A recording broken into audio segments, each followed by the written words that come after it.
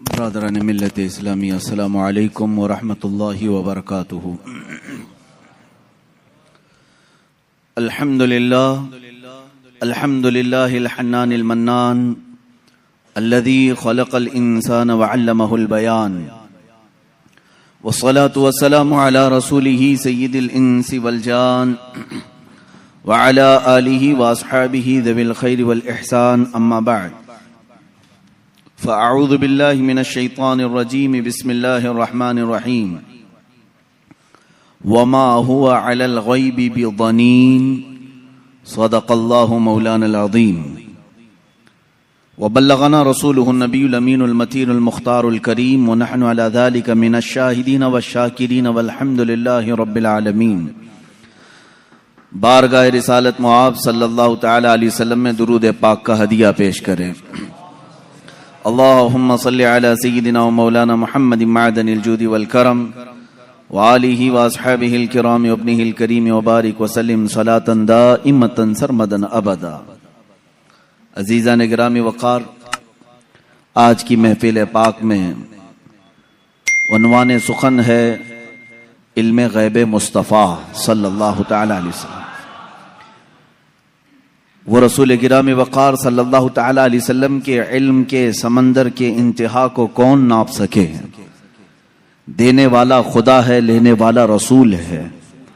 اللہ کے بہت سارے رازوں میں سے ایک راز علم غیب مصطفیٰ بھی ہے۔ رسول کریم صلی اللہ تعالی علیہ وسلم کو کتنا علم عطا ہوا، کتنا غیب جانتے تھے، یہ امت کا بحث کا موضوع نہیں ہے۔ بس ہمیں اتنا ہی یقین رکھ لینا چاہیے جو بریلی کے امام نے ہمیں یوں سکھایا ہے کہ سر عرش پر ہے تیری گزر، دل فرش پر ہے تیری نظر۔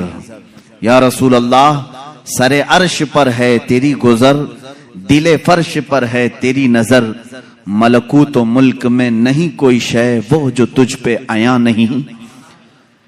حضور اکرم صلی اللہ تعالی علیہ وسلم کے دربار میں آپ کی نگاہ اثر میں کون سی ایسی چیز ہے جو مخفی ہے، جو چھپی ہوئی ہے؟ اور کوئی غیب کیا تم سے نہاں ہو بھلا؟ نہاں کہتے ہیں چھپی ہوئی چیز کو، پوشیدہ۔ اور کوئی غیب کیا تم سے نہاں ہو بھلا، جب نہ خدا ہی چھپا تم پہ کروڑوں درود۔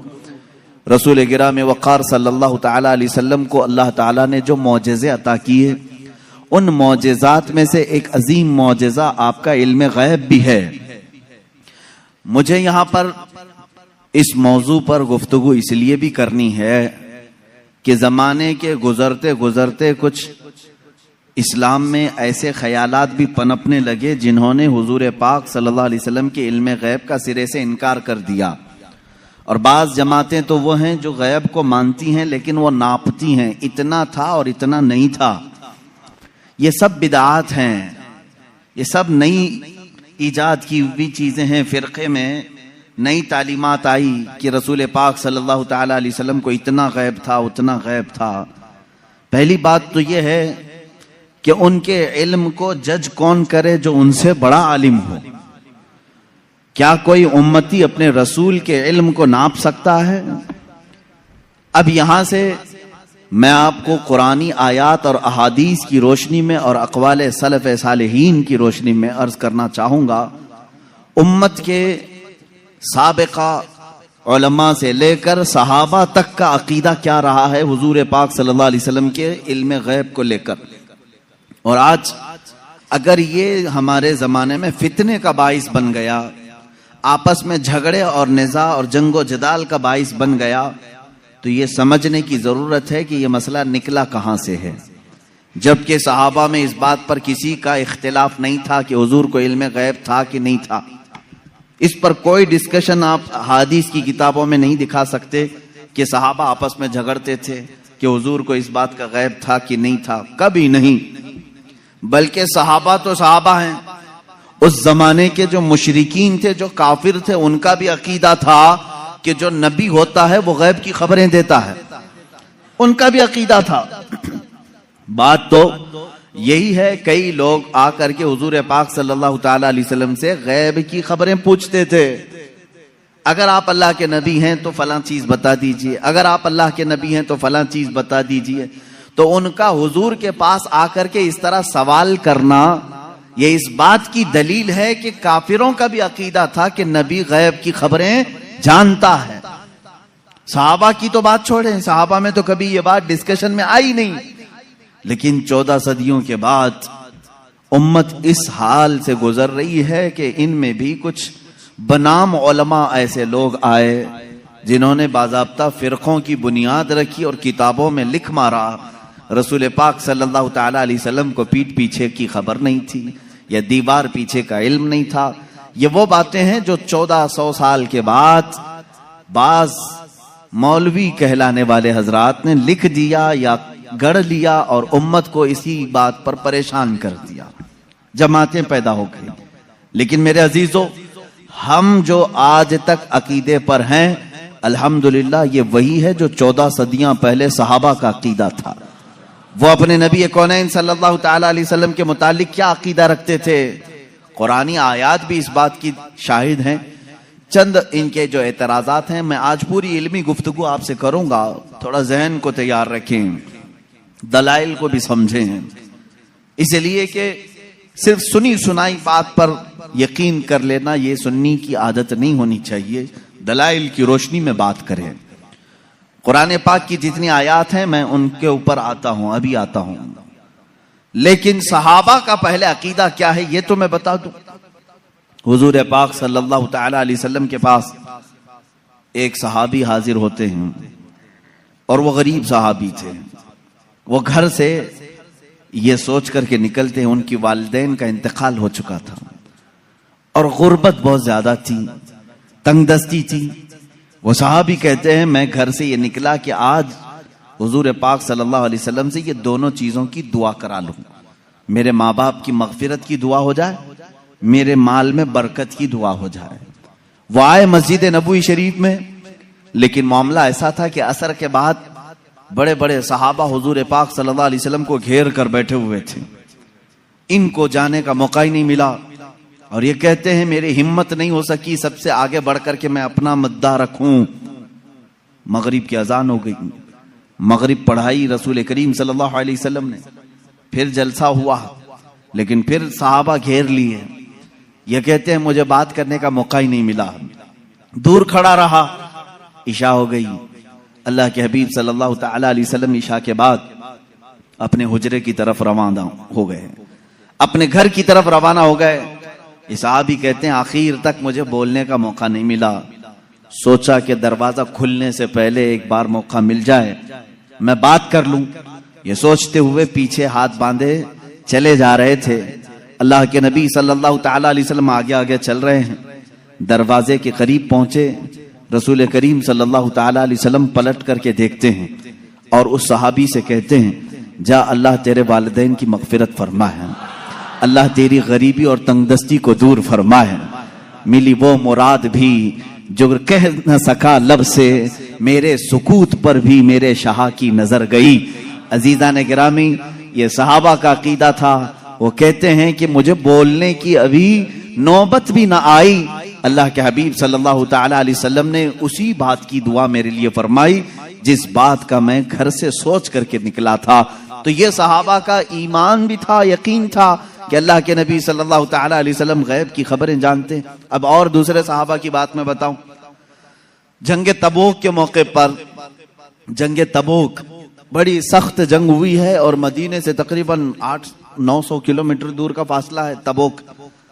اللہ کے حبیب صلی اللہ تعالی علیہ وسلم نے مدینے کے سارے جتنے بھی جوان تھے سب سے کہا تھا کہ اس جنگ میں شریک ہو جائیں. سب نکلے. 3 صحابہ پیچھے رہ گئے. اس میں حضرت کعب بن مالک رضی اللہ تعالیٰ جو حدیث کے راوی ہیں فرماتے ہیں مجھے کچھ ہوا تو نہیں تھا، ابھی جاؤں گا تبھی جاؤں گا، جیسے لوگ جماعت میں شریک ہونے کے لیے کاہلی کر جاتے ہیں آج کے زمانے. میں صحابہ کو تمثیل یا تشبیہ نہیں دے رہا، لیکن وہ صحابی کہتے ہیں میرے ساتھ ایسا معاملہ ہوا کہ کوئی عذر نہیں تھا، لیکن میں سوچا کہ ابھی صبح جا کر کے جماعت میں مل جاؤں گا. صبح ہوئی، صحابہ کی صفیں لگی، نکلنے کا وقت آ گیا. انہوں نے یہ سوچا تھوڑا گھر میں آرام کر لیتا ہوں، دوپہر تک مدینے کے باہر ہی رہیں گے، جلدی سے جا کر کے مل لوں گا۔ وہ جماعت مدینے سے باہر بھی چلی گئی، سوچتے سوچتے شام ہو گئی اور یہ نہیں گئے۔ اس طرح 3 صحابہ مدینے میں رہ گئے، اور جنگ تبوک میں میرے آقا صلی اللہ تعالی علیہ وسلم بنفس نفیس تشریف لے گئے۔ جب جنگ کا ختم ہوئی، وہاں سے واپسی ہوئی، آنے کے فوراً بعد اللہ کے حبیب صلی اللہ تعالی علیہ وسلم نے ان 3 کو طلب کیا۔ اب ان کی باتیں سنیں۔ حضرت کعب بن مالک ہیں اس میں، یہ کہتے ہیں اللہ کے رسول صلی اللہ تعالی علیہ وسلم نے ہمیں بلوایا، اور حضور کی عادت کریمہ تھی، سب سے پہلے پوچھتے تھے کوئی عذر تھا تمہارے پاس، نہ آنے کی کوئی وجہ تھی؟ اب اس صحابی کی بات سنیں، کہتے میں چاہتا تو کچھ نہ کچھ بات گڑھ لیتا کہ گھر کا کام کاج آ گیا تھا، بچے بیمار تھے، جائیداد کا مسئلہ تھا، کچھ تو کہہ دیتا۔ حضرت کعب کہتے ہیں، یہ الفاظ ہیں ان کے، میں کچھ بہانہ کر لے جاتا، لیکن اس کے پاس کیا بہانہ کروں جو دلوں کی حالات بھی جانتا ہے، جو دلوں کی بھی خبر رکھتا ہے۔ وہ کہتے ہیں صحابی رسول کہ میں کہہ دیا کہ اے اللہ کے نبی آپ بہتر جانتے ہیں، عذر تو کچھ نہیں تھا، سستی اور کاہلی نے مجھے دور رکھا۔ تینوں کا یہی معاملہ تھا۔ بہرحال یہ معاملہ الگ ہے، کسی دوسرے وقت عرض کروں، یہ لمبی حدیث ہے۔ حضور پاک صلی اللہ تعالی علیہ وسلم نے ان تینوں صحابہ کا بائیکاٹ کیا 40 دن تک، پھر قرآن کی آیت نازل ہوئی، ان کی توبہ قبول ہوئی، پھر ان کو معاف کیا گیا۔ لیکن مجھے اس سے بیان یہی کرنا تھا، صحابہ کا عقیدہ یہ ہے، وہ یہ کہتے ہیں ہم چاہتے تو بہانہ کر لیتے، لیکن ان کے پاس کیا بہانہ کریں جو دلوں کی بھی جانتے ہیں۔ اس کا مطلب یہ ہے کہ یہ صحابہ اس طرح کا عقیدہ نہیں رکھتے تھے جو آج کے ملا کہتے ہیں کہ پیٹھ پیچھے کی خبر نہیں تھی، دیوار کے پیچھے کی خبر نہیں تھی۔ وہ صحابی کہتے میرے دل کے حالات وہ جانتے تھے، اس لیے میں بہانہ نہیں کر سکا۔ عزیزان گرامی وقار، 1 2 نہیں، کئی باتیں اس بات کی شاہد ہیں اور دلیل ہیں۔ اللہ کے حبیب صلی اللہ تعالی علیہ وسلم نے غیب کی خبریں دی ہیں۔ اب مجھے یہ بتائیں، نبی جو لفظ ہے یہ کسی بھی دنیا کی ڈکشنری میں جا کر اٹھاؤ، عربک لفظ ہے، یہ نبی عربک ورڈ ہے، اس کا ترجمہ کہیں سے بھی جا کر کے آپ دیکھیں، نبی کا معنی ہوتا ہے غیب کی خبر دینے والا، غیب کی خبر دینے والا۔ اس کا ڈیفینیشن یہ ہے، اگر وہ غیب کی خبریں نہ دے تو پھر نبی کیسا؟ وہ لفظ ہی اس کے اوپر سوٹ نہیں کرے گا اگر وہ غیب کی خبر نہیں جانتے ہوں۔ غیب کی خبر سے مراد کیا ہے میرے عزیزو؟ جو ظاہر ہے ہم اس کو کہتے ہیں ظاہری خبر، اور غیب میں بہت ساری چیزیں آتی ہیں، زمینوں کا علم، آسمانوں کا علم، تمہارے نسب کا علم، تمہارے دلوں کے اندر چھپے ہوئے رازوں کا علم، تمہارے گھروں میں موجود خبروں کا علم، بہت ساری چیزیں آتی ہیں، یہ سب غیب میں آتی ہیں۔ اب حضرت عیسیٰ علیہ السلام کے متعلق قرآن کہہ رہا ہے وَأُبْرِئُ الْأَكْمَحَ وَالْأَبْرَصَ وَأُحْيِي الْمَوْتَى بِإِذْنِ اللَّهِ وَأُنَبِّئُكُم بِمَا تَأْكُلُونَ وَمَا تَدَّخِرُونَ فِي بُيُوتِكُمْ۔ حضرت عیسیٰ علیہ السلام کہتے ہیں کہ میں تمہیں وہ سب چیزوں کی بات بتا دوں گا، خبر دے دوں گا جو کچھ تم اپنے گھروں میں بیٹھ کر کھاتے ہو اور جو کچھ تم جمع کرتے ہو۔ یہ کون کہہ رہا ہے؟ عیسیٰ علیہ السلام، ان کی زبان میں قرآن بیان کر رہا ہے۔ قرآن یہ کہہ رہا ہے عیسیٰ علیہ السلام ان تمام چیزوں کی خبر دیتے تھے جو لوگ اپنے گھروں میں کھاتے ہیں، جو لوگ اپنے گھروں میں جمع کرتے ہیں۔ جب بنی اسرائیل کے نبی عیسیٰ علیہ السلام گھروں میں موجود کھانوں کی خبر دے سکتے ہیں، سید الانبیاء صلی اللہ تعالی علیہ وسلم پوری امت کی خبر نہیں رکھ سکتے؟ عزیزان گرامی وقار، رسول گرامی وقار صلی اللہ تعالی علیہ وسلم کتنا غیب رکھتے تھے کتنا نہیں، ایک الگ ٹاپک ہے۔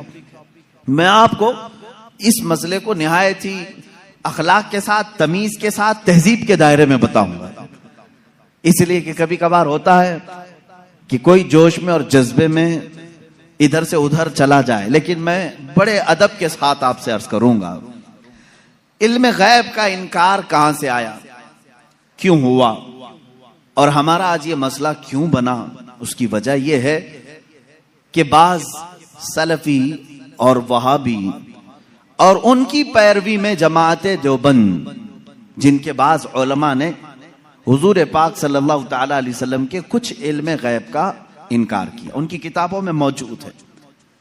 اب یہیں سے یہ مسئلہ نکلا، ان کے اس مذعومہ باطل عقیدے کے اوپر امام اہل سنت فاضل بریلوی رحمۃ اللہ تعالی علیہ نے پوری کتاب تصنیف فرمائی، الدولۃ المکیہ بالمادۃ الغیبیہ، جس میں تقریباً 200 دلائل سے ثابت کیا ہے کہ حضور پاک صلی اللہ تعالی علیہ وسلم کو ما کان و ما یکون کا علم تھا، جو کچھ ہو چکا اور جو کچھ ہونے والا ہے سب کا علم تھا، سب کا علم تھا۔ اب اگر حضور پاک صلی اللہ تعالی علیہ وسلم کے علم غیب کے متعلق آپ ڈسکشن میں آ جائیں تو اب میں آپ کو بتاتا ہوں، آپ کو کس نے بتایا کہ انسان اول کون تھا؟ دنیا میں سب سے پہلے کون آیا؟ یہ سب کو معلوم ہے کہ نہیں؟ آدم علیہ السلام ہے، وہ سب سے پہلے نبی تھے، سب سے پہلے رسول تھے۔ اب اس سے پہلے بھی اگر جائیں، آدم علیہ السلام کو پیدا کیسے کیا گیا؟ آدم علیہ السلام جنت میں رہے، جنت سے پھر دنیا میں بھیجے گئے، ان کی پیدائش کے معاملات، ان کے دنیا میں آنے کے معاملات، پھر سیدنا نوح علیہ السلام نے تبلیغ فرمائی 950 سال، اس کے بعد اور بھی انبیاء اکرام علیہ السلام کے واقعات، یہ سب باتیں آپ کو بتائی کس نے؟ کس نے خبر کیا؟ کون بتایا آپ کو؟ سب کا نقطہ اتحاد تمہارے ہاں جمع ہوگا محمد الرسول اللہ صلی اللہ علیہ وسلم۔ اگر اللہ کے رسول صلی اللہ تعالی علیہ وسلم نہ بتاتے تو نہ تمہیں آدم علیہ السلام کی خبر تھی، نہ تمہیں نوح علیہ السلام کی خبر تھی، نہ تمہیں ابراہیم و اسماعیل علیہ السلام کی خبریں تھی، نہ تمہیں حضرت یوسف علیہ السلام کے واقعات معلوم تھے۔ قرآن جو کچھ بھی بیان ہوا ہے وہ مصطفیٰ کی زبان سے تو بیان ہوا ہے، میرے آقا صلی اللہ تعالی علیہ وسلم کے زبان سے بیان ہوا ہے۔ تو میرے عزیزو، جو ہو چکا حضور اس کا بھی علم رکھتے ہیں، جو ہو چکا میرے آقا صلی اللہ تعالی علیہ وسلم اس کا بھی علم رکھتے ہیں، اس کی خبر رکھتے ہیں۔ اب بعد میں ہونے والا یہ بھی آپ کو معلوم ہے، ہر مسلمان کا عقیدہ ہے قیامت آنے والی ہے یا نہیں؟ اگر انکار کرو گے تو اسلام سے نکل جاؤ گے۔ قیامت کیسے آئے گی اس کا پورا نقشہ بھی معلوم ہے، کیسے آئے گی؟ آپ نے علماء سے سنا ہوگا، کتابوں میں پڑھا ہوگا، قیامت کے قریب کیا کیا حالات ہوں گے، نشانیاں کیا کیا ہیں، یہ سب چیزیں بتائی گئی۔ یاجوج ماجوج آئیں گے، دجال نکلے گا، سورج پچھم سے نکلے گا، دابت الارض آئے گا، یہ بڑی بڑی نشانیاں۔ عیسیٰ علیہ السلام نازل ہوں گے، امام مہدی کا ظہور ہوگا، یہ بڑی بڑی نشانیاں۔ اور اس کے بعد ایک دن ایسا آئے گا کہ سور پھونکا جائے گا، یہ اسرافیل علیہ السلام کے ہاتھ میں ابھی سور ہے، فرشتے ہیں، اور وہ باجے کی شکل کی ایک چیز ہے، اس سے آواز دھیرے دھیرے نکلے گی اور اس کے بعد پھیلتی جائے گی، نہایت تیز ہو جائے گی۔ اسی آواز کے دھماکے سے پوری دنیا کا اختتام ہوگا، پھر سورج چاند ٹکرا دیے جائیں گے، تارے پھٹ جائیں گے، زمین اڑا دی جائے گی، پہاڑ روئی کے گالے کی طرح اڑ رہے ہوں گے، پھر میدان قیامت قائم کیا جائے گا۔ قیامت آئے گی، اتنا سارا ڈیٹیل یہ کس نے بتایا آپ کو؟ یہ کون بتایا ہے؟ اگر رسول پاک آنے والی خبروں کو نہیں جانتے تھے تو پھر قیامت کی خبر کبھی نہیں دیتے۔ اس کا مطلب ہے اللہ کے نبی صلی اللہ تعالی علیہ وسلم آدم علیہ السلام کی پیدائش سے لے کر روز قیامت تک جو سور پھونکا جائے گا، کائنات کی ہر چیز سے واقف تھے، ہر چیز سے باخبر تھے۔ حضور اکرم صلی اللہ تعالی علیہ وسلم کا علم غیب کتنا تھا، کتنا نہیں تھا، اب اس پر آتے ہیں ہم۔ اس لیے کہ بعض علماء، ان سے ہمارا بھی ڈسکس ہوا، انہوں نے کہا کہ آپ خواہ وہابی اور دیوبندی جماعت سے اختلاف رکھتے ہیں، ہم کبھی انکار نہیں کرتے حضور صلی اللہ تعالی علیہ وسلم کے علم غیب کا، لیکن ہم یہ کہتے ہیں کہ پورا علم غیب ان کے پاس نہیں تھا۔ انہوں نے باضابطہ ہمارے ساتھ یہ ڈسکس کیا، پورا علم غیب نہیں تھا۔ ہم حضور کے تھوڑے سے علم غیب کا انکار نہیں کرتے، ہاں تھا رسول کو، لیکن پورا نہیں تھا ہر چیز کا۔ میں نے کہا اس پر کیا دلیل ہے آپ کے پاس؟ انہوں نے کہا بعض مقامات پر حضور نے کہا ہے مجھے معلوم نہیں، بہت سارے ایسے مقامات ہیں واقعہ ہو گیا حضور کو اس کی خبر نہیں رہی، اس کا مطلب ہے حضور کو پورے علم غیب کا پورا علم غیب نہیں تھا، تھوڑا سا تو تھا، ہم اس کا اقرار کرتے ہیں۔ میرے عزیزو، جواب صرف اتنا ہی ہے کہ چلو میاں، ہم اور آپ بیٹھتے ہیں، ہم یہ لکھتے ہیں کہ حضور کا کیا کیا علم غیب تھا اور آپ یہ لکھو کہ حضور کو کس کس چیز کا نہیں تھا. مبارک ہو تمہیں, تم حضور کے علم غیب کی نفی پر لکھتے جاؤ اور ہم حضور کے علم غیب کے اس بات پر لکھتے جائیں گے کہ اللہ کے نبی صلی اللہ تعالی علیہ وسلم کو کن کن چیزوں کی خبر تھی اور تم کن کن چیزوں کی نہیں تھی, اس پہ لکھو. اور اس کے بعد ماتم کرو اپنی زندگی پر کہ اللہ نے تمہیں کس طرح کی یہ ڈیوٹی لگائی کہ نبی کونین کا نقص نکالنے پر پوری زندگی لگا دی. حضور پاک کے صلی اللہ تعالی علیہ وسلم کے مرتبے کو کم کرنے کے لیے تمہیں ڈیوٹی لگ گئی, تم اس چیز پر تیار ہو گئے. عزیزان گرامی وقار, پہلے یہ تو مجھے بتائیں کہ کون ہے جو یہ انصاف کرے گا اتنا تھا اتنا نہیں تھا, کتنا تھا؟ کیا تم نبی کے زمانے میں ہو؟ حضور پاک صلی اللہ تعالی علیہ وسلم سے تم نے کچھ پوچھا ہے اس بارے میں؟ چلو اگر 100 چیزوں کا علم تھا حضور صلی اللہ تعالی, یا علم غیب اگر 100 کو کہتے ہیں تو تم بتاؤ حضور کے پاس 70 تھا کہ 75 تھا کہ 80 تھا کہ 82 تھا؟ کوئی حد ہے تمہارے پاس؟ نہیں بتا سکیں گے, میرا چیلنج ہے. وہ کہتے ہیں بعض کا تھا. ارے میاں وہ بعض کی بھی تو تحدید کر دو, بعض کا مطلب کیا ہے؟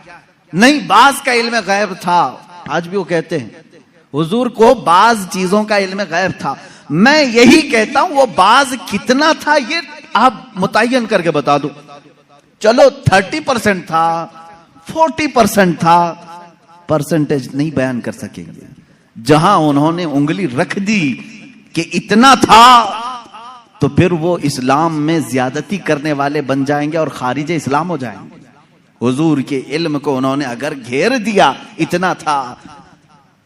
اب ہم سے وہ پوچھتے ہیں چلو ٹھیک ہے ہم نہیں بتاتے کتنا پرسنٹ تھا, آپ ہی بتاؤ کتنا تھا. ہم کہتے ہیں اللہ کے بعد اگر کوئی علم ہے تو رسول پاک کے بعد, تو اللہ کا ناپو, اس کے بعد پتہ چل جائے گا. اللہ رب العزت کا جو علم ہے اس کے بعد اللہ نے اگر کسی کو علم عطا کیا ہے تو اپنے رسول کو عطا کیا. یہ ہمارا عقیدہ ہے. اب ہمیں معلوم نہیں اللہ کا علم کتنا ہے, اب ہم کو وہ اصل معلوم نہیں, تو پھر جس کو عطا کیا اس کا کہاں ہم حساب کر سکیں گے. اب ایک ایگزامپل میں آپ کو بتا دوں. سیدنا خضر علیہ السلام جن کو خضر کہا گیا ہے, موسیٰ علیہ السلام اور حضرت خضر کا جو واقعہ ہے سورہ کہف میں ہے. انہوں نے خود کہا ہے کہ مجھے بعض چیزوں کی حکمت دی گئی. حضرت موسیٰ علیہ السلام حضرت خضر سے ملنے کے لیے گئے تھے. معلوم ہوگا آپ کو واقعہ. موسیٰ علیہ السلام اپنے زمانے کے جلیل القدر پیغمبر ہیں. آپ نے اللہ کی بارگاہ میں دعا کی کہ اے اللہ جو علم و حکمت سے بھرا ہوا تیرا بندہ ہے مجھے اس سے ملاقات کرا. اللہ نے فرمایا ایک مچھلی بھون کر کے لے چلو, سمندر کے کنارے کنارے چلتے رہو, جہاں یہ مچھلی زندہ ہو کر سمندر میں چلی جائے وہاں میرے اس بندے سے تیری ملاقات ہوگی. قرآن پاک میں یہ موجود ہے سورہ کہف میں. موسیٰ علیہ السلام اپنے غلام کے ساتھ لے کر چلتے رہے ایک جگہ آرام کرنے کے لیے. آپ رکے, سو گئے, مچھلی وہیں زندہ ہوئی, بھنی ہوئی مچھلی, تلی ہوئی مچھلی زندہ ہوئی اور سمندر میں کود گئی. غلام نے خبر نہیں کیا, اٹھایا نہیں. موسیٰ علیہ السلام آرام فرما رہے تھے. پھر جب بیدار ہوئے تو غلام بھول گئے, آگے چل پڑے. موسیٰ علیہ السلام کو بھوک کی شدت ہوئی تو آپ نے کہا لاؤ وہ مچھلی کھا لیتے ہیں, اب لمبا سفر نہیں ہوگا. تب غلام نے کہا وہ مچھلی وہیں اچھل کر چلی گئی تھی جہاں آپ آرام کر رہے تھے. واقعہ طویل ہے. واپس موسیٰ علیہ السلام وہاں آئے تو دیکھا ایک سفید پوش بزرگ تھے. انہوں نے آپ کا نام لے کر کے آپ کو سلام کی, ملاقات ہوئی. حضرت موسیٰ علیہ السلام نے ان سے کہا کہ میں آپ کے ساتھ کچھ دن رہنا چاہتا ہوں. انہوں نے کہا تم میرے ساتھ نہیں صبر کر سکو گے. موسیٰ علیہ السلام نے کہا رہوں گا. انہوں نے ایک شرط رکھی, میں جو بھی کام کروں اس پر پوچھنا مت کہ ایسا کیوں کیا. موسیٰ علیہ السلام اس پر پابندی کے ساتھ چلتے رہے. 3 واقعات قرآن میں بیان کیے گئے. کشتی پر بیٹھے اور وہ کشتی والا فری میں بٹھایا دونوں کو, موسیٰ علیہ السلام اور حضرت خضر کو. آپ حضرت خضر اس کی کشتی کو پھاڑنے لگے. موسیٰ علیہ السلام نے کہا کہ یہ فری میں بٹھایا ہے, اس کی کشتی کو آپ پھاڑ رہے ہیں. انہوں نے جلال کا اظہار کیا, کہا میں نے کہا تھا آپ میرے کسی کام پر نہ سوال کریں. آپ نے کہا آئندہ نہیں کیا جائے گا. کشتی سے اترے, ایک مقام پر گئے, ایک گاؤں میں کچھ بچے کھیل رہے تھے، اس میں خوبصورت بچہ تھا، اس کو پکڑ کر کے انہوں نے مار دیا حضرت خضر نے۔ موسیٰ علیہ السلام نے پھر پوچھا کہ آپ کو یہی بچہ ملا تھا، اس کو آپ نے مار دیا؟ انہوں نے پھر کہا، آپ نے پھر پوچھا؟ انہوں نے کہا، موسیٰ علیہ السلام نے آخری ایک موقع اور، ایک گاؤں پہنچے، گاؤں والوں سے کہا ہم کو مہمان بنا لو، گاؤں والوں نے انکار کر دیا، ہم دونوں کو مہمان نہیں رکھیں گے اور نہ کھانا کھلائیں گے۔ وہ وہاں سے نکلے، اس گاؤں کی ایک دیوار گر رہی تھی، موسیٰ علیہ السلام سے حضرت خضر نے کہا چلو دونوں مل کر کے دیوار کو سیدھی کرتے ہیں۔ موسیٰ علیہ السلام نے کہا ایک تو گاؤں والوں نے کھانا بھی نہیں کھلایا، مہمان بھی نہیں بنایا، ان کی دیوار کو ہم کیوں صحیح کریں، اور آپ نے ایسا کیوں کیا؟ حضرت خضر نے کہا اب یہاں سے تمہارا اور ہمارے جدائی کا راستہ، ھذا فراق بینی و بینک سأنبئک بتأویل ما لم تستطع علیہ صبرا۔ قرآن کہتا ہے اب خضر علیہ السلام نے کہا جس پر آپ کو صبر نہیں ہوا ان میں سے ہر ایک کی میں حکمت بتاتا ہوں، اس کے پیچھے چھپا ہوا غیب کا علم کیا تھا؟ یہ کون کہہ رہا ہے؟ سیدنا خضر علیہ السلام۔ اس کے پیچھے چھپے ہوئے راز کیا تھے؟ وہ کشتی جس میں ہم بیٹھے تھے، میں نے اس لیے پھاڑا کہ کنارے ایک بادشاہ ظالم جو اچھی کشتیوں کو دیکھ کر کے غصب کر لیتا تھا، لوٹ لیتا تھا، میں نے اس پر احسان کر کے تھوڑا سا عیب لگا دیا تاکہ اس مزدور کی کشتی کو بادشاہ ہڑپ نہ لے، غصب نہ کر لے۔ یہ اس کے اندر چھپا ہوا غیب تھا، غیب کا علم تھا۔ موسیٰ علیہ السلام کو دوسرے واقعے کی خبر انہوں نے دی، وہ بچے کے متعلق مجھے اللہ کی طرف سے یہ علم تھا کہ وہ بڑا ہو کر کے اپنے ماں باپ کو بھی مارے گا اور قاتل بلکہ وہ کافر بنا ڈالے گا، اس لیے میں نے اس کو مار دیا تاکہ اس کے والدین محفوظ رہیں، ایمان کی حالت میں رہیں۔ تیسرے اس دیوار کو ہم نے جو صحیح کیا وہ در حقیقت دو یتیموں کی تھی، ان کے باپ نے اس دیوار کے پیچھے خزانہ دفن کیا ہے، اگر یہ گر جاتی تو گاؤں والے ہڑپ لے جاتے، میں نے ان یتیموں کی حفاظت کے لیے دیوار کو صحیح کیا۔ یہ تین غیب کی خبریں بتاتے ہیں حضرت خضر۔ اس کے بعد جو بات ہے خضر، سیدنا خضر، ان کے متعلق خود اختلاف ہے کہ یہ نبی تھے کہ ولی تھے، نبی تھے کہ ولی تھے۔ بعض علماء نے کہا بنی اسرائیل کے نبی تھے، بعض علماء نے کہا نہیں وہ اپنے وقت کے ولی تھے۔ بہرحال اللہ نے ان کو علم و حکمت عطا کیا تھا۔ اب آؤ میں آپ کو بتاتا ہوں کتنا دیا تھا۔ اب یہی بات چل رہی نا، کتنا دیا تھا، اتنا کی اتنا۔ حضرت موسیٰ علیہ السلام نے حضرت خضر سے پوچھا کہ آپ کو کتنا علم غیب ملا؟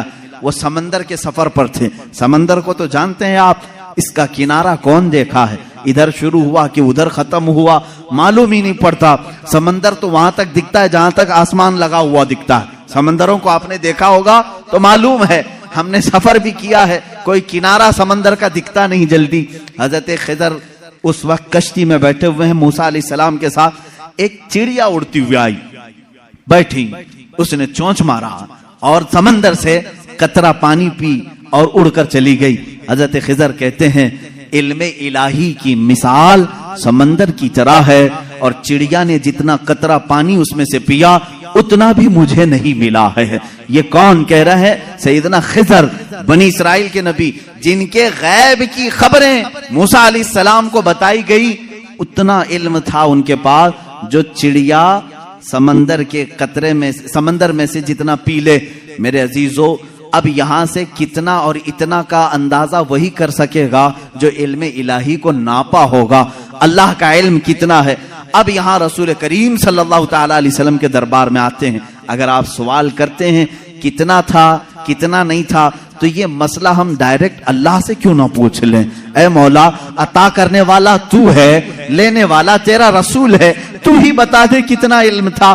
قرآن کے پاک کی آیت آپ چوتھے پارے میں پڑھیں، پانچویں پارے میں پڑھیں، اللہ رب العزت فرماتا ہے وَعَلَّمَكَ مَا لَمْ تَكُنْ تَعْلَمْ وَكَانَ فَضْلُ اللَّهِ عَلَيْكَ عَظِيمًا۔ اے رسول، ہم نے آپ کو علم غیب کتنا دیا؟ کتنا دیا؟ فرماتا ہے میرا مولا، اے رسول، ہر اس چیز کا علم دیا جو آپ پہلے نہیں جانتے تھے۔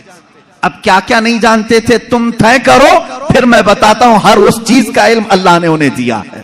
تم اگر کہتے ہو رسول یہ نہیں جانتے تھے، تو مولا تو کہہ رہا ہے جو رسول نہیں جانتے تھے میں نے دے دیا ہے۔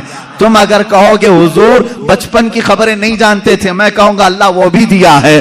تم اگر کہتے ہو پہلے کی خبر نہیں جانتے تھے، میں کہوں گا اللہ کہہ رہا ہے وہ نہیں جانتے تھے وہ بھی دیا ہے۔ تم کہتے ہو قیامت کے بارے میں رسول نہیں جانتے تھے، اچھا ہے تم جتنے نہیں جانتے تھے والے ورڈز لاؤ گے. قرآن کی آیت کے نیچے اللہ نے وہی فرمایا وَعَلَّمَكَ مَا لَمْ تَكُنْ تَعْلَمْ. اے رسول جو جو نہیں جانتے تھے سب میں نے دے دیا ہے. جو جو نہیں جانتے تھے, تم جو بھی کہو گے یہ نہیں جانتے تھے, صاف کہو ہاں ٹھیک ہے نہیں جانتے تھے, لیکن اللہ کہہ رہا ہے رسول جو نہیں جانتے تھے وہ دے دیا ہے. اب تیرا لفڑا کس بات پر ہے, تیرا جھگڑا کس بات پر ہے؟ اللہ خود کہہ رہا ہے جو نہیں جانتے تھے وہ میں نے دے دیا. اب اس آیت نے پورا فیصلہ کر دیا ہے.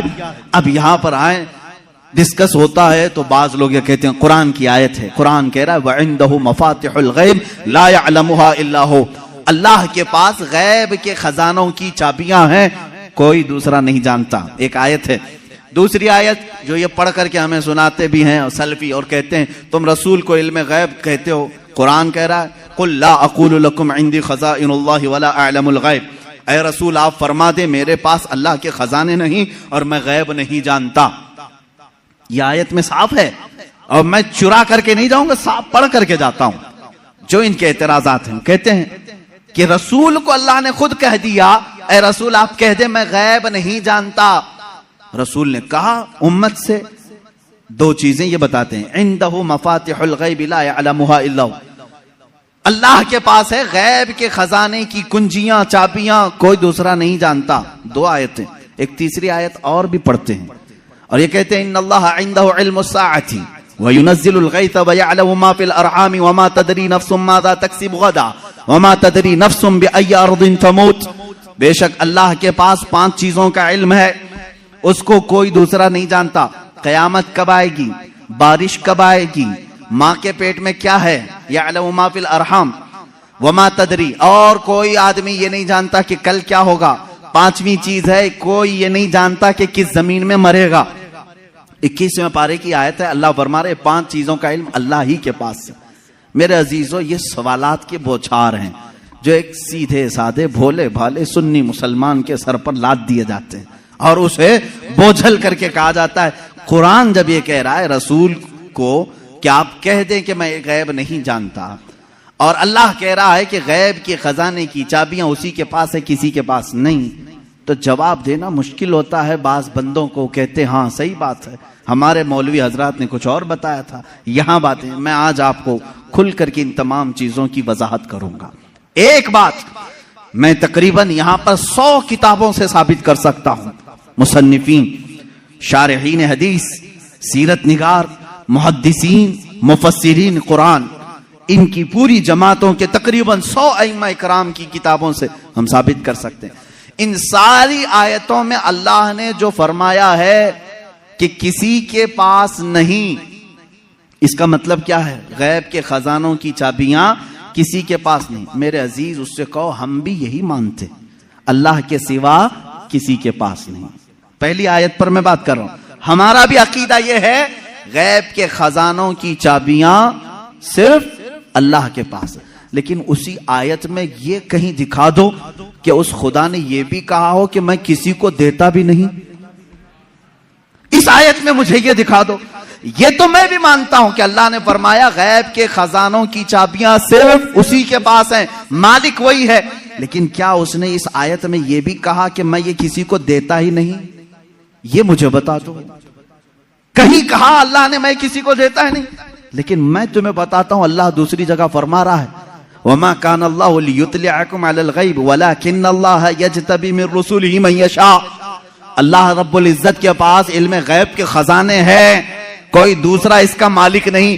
ہاں اللہ فرماتا ہے وَلَكِنَّ اللَّهَ, لیکن اللہ اپنے بندوں میں سے جسے چاہتا ہے غیب کے خزانے دیتا ہے. ایک طرف تو رب تعالیٰ فرما رہے ہیں, اب سمجھ میں آئی بات. دوسری آیت یہ نہیں پڑھتے, یہ چرا کے جاتے ہیں. میں نے یہ جو اعتراض کرتے ہیں وہ بھی آیت پڑھی اور جواب میں جو آیت پڑھنی چاہیے تھی وہ بھی میں نے پڑھی. اللہ نے فرمایا بالکل سچ ہے, ہمارا عقیدہ بھی یہی ہے غیب کے خزانوں کی چابیوں کا مالک صرف اللہ ہے. لیکن اس نے کہیں قرآن میں یہ نہیں کہا کہ میں یہ چابیاں کسی کو نہیں دیتا, کہیں کہا اللہ تعالیٰ نے, بلکہ رسول سے پوچھتے ہیں. میرے آقا صلی اللہ تعالیٰ علیہ وسلم خود فرماتے ہیں, حدیث پاک ہے, صحیح حدیث ہے, اعطیت مفاتیح خزائن الارض. معراج کی رات آپ کو اللہ نے کیا کیا دیا؟ हुजूर फरमाते मुझे जमीन के सारे खजानों की चाबियां अल्लाह ने दी। रब है मोती ये है कासिम, रिस्क उसका है खिलाते ये हैं। टेंशन तीसरे को क्यों है, तकलीफ तीसरे को क्यों है? अल्लाह फरमा रहा है देना चाहे वो अपने बंदों में से जिसको चाहे दे दे। एक आयत ये है। अब दूसरी बात, आप ऐ रसूल फरमाते हैं कि मैं गैब नहीं जानता। एक आयत ये भी पढ़ करके बता, देखो 7वें पारे में है, अल्लाह ने फरमाया ऐ रसूल आप कहते हैं मैं गैब नहीं जानता। इसका मतलब क्या है? जब रसूल खुद फरमा रहे हैं मैं गैब नहीं जानता। अजीजान गिरामी वक़ार, हर आयत का पस मंजर देखना होगा कि आयत क्यों नाजिल हुई, किस मकाम पर नाजिल हुई। अजीजान गिरामी वक़ार, रसूल करीम सल्लल्लाहु तआला अलैहि वसल्लम के लिए कोई ये अकीदा न गढ़ ले कि जैसे खुदा का इल्म है वैसे रसूल का भी इल्म है। ये शिर्क हो जाएगा। किसी सुन्नी का ये अकीदा है? क्या आप रसूल को खुदा के बराबर समझते हैं? रसूल का इल्म खुदा के इल्म के बराबर है? नहीं। अल्लाह का इल्म उसका अपना जाती इल्म है और रसूल का जो इल्म है वो अता किया हुआ है। खुदा को किसी ने अता किया, लेकिन रसूल को अल्लाह ने अता किया है। अब यहां पर अल्लाह ने जो रसूल से फरमाया ऐ रसूल आप कहते मैं गैब नहीं जानता, इसका मतलब वैसा गैब जो अल्लाह का है वो मैं नहीं जानता, हाँ वो सब जानता हूं जो अल्लाह ने मुझे दिया है। बात समझ में आ गई? ये दूसरी आयत हो गई। तीसरी आयत, जो 5 चीजों का इल्म अल्लाह के पास है, वो कौन कौन सी 5 चीजें मैंने बता दिया। कयामत कब आएगी, माँ के पेट में क्या है, बारिश कब आएगी, कौन कहां मरेगा और कल क्या होने वाला है। ये 5 चीजें 21वें पारे में अल्लाह ने फरमाया। ये बहुत सारे लोग एतराज के तौर पर इसी आयत को पेश करते हैं, कहते हैं देखो रसूल को अल्लाह ने इन चीजों से भी दूर रखा था, ये 5 चीजों की खबरें नहीं। जबकि आप हदीसें पढ़ें तो ये 5 चीजों की खबरें हुजूर ने दी हैं। कुरान कह रहा है इसका इल्म किसी के पास नहीं, और रसूल यहां खबरें दे रहे हैं। एक टुकड़ा उसमें से मैं बता दूं, एक टुकड़ा अल्लाह के नबी सल्लल्लाहु तआला अलैहि वसल्लम की हदीस की तरफ मैं ले जाऊंगा। कुरान की आयत का एक टुकड़ा, कौन कहां मरेगा ये नहीं जानता कोई। वमा तदरी नफ्सुम बिअय्यि अर्दिन तमूत। लेकिन जंगे बद्र का मौका है, दूसरे दिन जंग होने वाली है। रात के वक्त मेरे आका सल्लल्लाहु अलैहि वसल्लम अपने हाथ में छड़ी लेकर के चल रहे हैं। मुस्लिम शरीफ की हदीस है, सही मुस्लिम शरीफ की हदीस। हुजूर सल्लल्लाहु तआला अलैहि वसल्लम अपने हाथ में लकड़ी लेकर मैदान में आए। अपने सहाबा को हौसला दिलाना था कि तुम घबराओ मत, कल क्या होने वाला है मैं बताता हूं। कुरान कह रहा है कल क्या होने वाला है वो किसी को नहीं मालूम। और रसूल कह, क्या टकराव है क्या रसूल में और कुरान में? मैं उसको बताऊंगा मेरे अजीजों जवाब के जरिए से। कोई टकराव नहीं, टकराव तो इनके पेट में। यहां हुजूर पाक सल्लल्लाहु तआला अलैहि वसल्लम ने अपनी लकड़ी उठाई और साहबा से कहा इधर हटो, एक गोल लकीर खींची और फरमाया देखना कल जंग खत्म होने के बाद अबू जहल यहां मरेगा, अबू जहल गिर करके यही मरा होगा। दूसरा दायरा खींचा और एक काफिर का नाम लिया, कहा यहां उतबा मरेगा, यहां शैबा मरेगा। कुरान कह रहा है कौन कहां मरेगा ये किसी को नहीं मालूम, और रसूल लकीर खींच करके बता रहे हैं अबू जहल यहां मरेगा। अब जिस सहाबी ने ये हदीस रिवायत की है, आप हदीस के आगे के अल्फाज पढ़ें, इनकार की गुंजाइश उनके पास भी नहीं, इसलिए कि मुस्लिम शरीफ की हदीस है, मुस्लिम शरीफ की हदीस है जो बुखारी का दर्जा भी रखती है बाज मकामात पर। मेरे अजीजों साहबी कहते हैं जंग हुई, खत्म हुई, दूसरे दिन हम फतह का जश्न मना रहे थे, लेकिन मैदान में जब काफिरों की लाशें घसीटने के लिए आए तो हमने देखा रसूल पाक सल्लल्लाहु अलैहि वसल्लम ने जो दायरा खींचा था जिसके नाम का, वो एक बाल बराबर भी बाहर नहीं गिरा था, वही गिर। अबू जहल के लिए जो पिंजरा बनाया गया था उसी में मरा है। उतबा और शैबा के लिए जो डेडलाइन खींची गई थी वही उनका डेड हुआ है, आखिरी वही खत्म हुए हैं। मेरे अजीजों, कुरान कह रहा है कल क्या होने वाला है ये किसी को नहीं मालूम। रसूल ने एक दिन पहले जंग कल कैसे होने वाली वो बता दिया। दूसरी चीज कुरान कह रहा है कौन कहां मरेगा ये नहीं मालूम, रसूल तो जमीन खींच करके बता रहे हैं। 2 चीजें तो यहां हो गई, मां के पेट में क्या है ये भी कोई नहीं जानता। तुम रसूल की बात आते हो तो यहां कहते हो देखो रसूल, कुरान कह रहा है मां के पेट में क्या है वो नहीं जानता। تم تو ڈاکٹروں کے بارے میں بھی اتنا علم رکھتے ہو کہ سونوگرافی سے بتا دیتے ہیں لڑکا ہے کہ لڑکی ہے. آج کے جدید علم میں اس کا تو انکار نہیں ہے. اب یہ قرآن کی آیت جس چیز کو منع کر رہی ہے کوئی نہیں جانتا اس کا مطلب کیا ہے. اس کا مطلب کیا ہے؟ اب بارش کا مسئلہ ہے، بارش کب ہوگی یہ کسی کو نہیں معلوم، بارش کب ہوگی یہ کسی کو نہیں معلوم. لیکن بارگاہ مصطفیٰ صلی اللہ علیہ وسلم میں ایک صحابی حاضر ہوئے، کہا کہ آقا قحط پڑ گیا ہے، بکریاں سوکھ رہی ہیں، جانور مرنے کے قریب میں، بارش نہیں ہے، کب آئے گی؟ یہ کس سے پوچھنے آئے صحابی؟ رسول پاک سے. جبکہ قرآن کہہ رہا بارش کب آئے گی یہ کسی کو نہیں معلوم. معلوم ہونا نہ ہونا الگ بات ہے. رسول پاک نے کہا ابھی نازل کر دیں. حضور پاک صلی اللہ تعالی علیہ وسلم کو اللہ نے اتنا اختیار عطا کیا کہ آپ نے ہاتھ اٹھایا اور کہا اے مولا ہمارے قحط سالی کو دور کر دے، بارش برسا. وہ صحابی کہتے ہیں ہمارے ہاتھ نیچے بھی نہیں ہوئے تھے کہ بارش شروع ہو گئی، اور اتنی ہوئی 8 دن تک ہوتی رہی. دوبارہ وہ آئے وہی صحابی، انہوں نے کہا آقا اب پانی بھر گیا ہے اور گھروں میں آ رہا ہے، آپ اتنا کہہ دیں کہ اب بارش مدینے میں نہیں دور برسے. حضور نے پھر ہاتھ اٹھایا اور کہا اللہم حوالینا لا علینا، اے اللہ ہمارے ارد گرد برسا، اب ہمارے لیے کافی ہے. وہ صحابی کہتے ہیں مدینے کے اوپر سے بادل چھٹ گیا، یہاں سوکھا رہا، آس پاس بارش برستی رہی. تم تو انکار کر رہے ہو کہ رسول کو کب بارش آئے گی یہ نہیں معلوم. حدیث تو بتا رہی ہے رسول جب چاہیں آ جائے، جب چاہیں آ جائے. اب آیت کا کیا مطلب ہے؟ آیت میں جو انکار ہے اور حدیث میں بھی ہے، حضور نے فرمایا 5 چیزوں کا علم کسی کو نہیں. یہاں یہی جواب میں دوں گا، اے میرے عزیز اللہ نے یہ سچ فرمایا کہ یہ 5 چیزوں کا علم اللہ ہی کے پاس ہے، لیکن پوری آیت میں اللہ نے یہ کہیں نہیں فرمایا یہ میں کسی کو دوں گا بھی نہیں. اللہ نے فرمایا یہ 5 چیزوں کا علم میں کسی کو دیتا بھی نہیں، بلکہ اللہ جسے چاہے ان 5 چیزوں سے خبردار کرے.